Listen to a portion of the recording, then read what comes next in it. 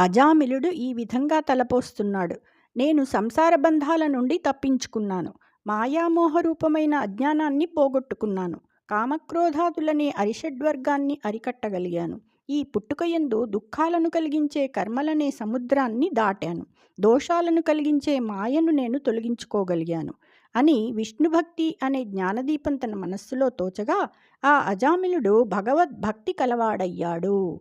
భగవద్ధర్మపరాయణోత్తముల సంభాషైక మంత్రంబులన్ మిగులజ్ఞానము పుట్ట మోహభవ సమ్మిశ్రాత్మబంధంబులం దెగ ఖండించి సబంధుమిత్రసుత పత్ని మోహ విభ్రాంతుడై జగతీనాధురమేషు కృష్ణుని దయైశ్వర్యంబులన్ గోరుచున్.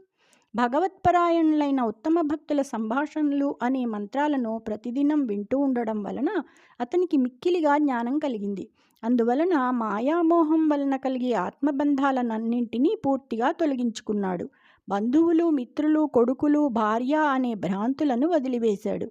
జగన్నాథుడు, లక్ష్మీపతి అయిన ఆ శ్రీకృష్ణుని దయ అనే ఐశ్వర్యాన్ని కోరుకోసాగాడు. జై శ్రీకృష్ణ.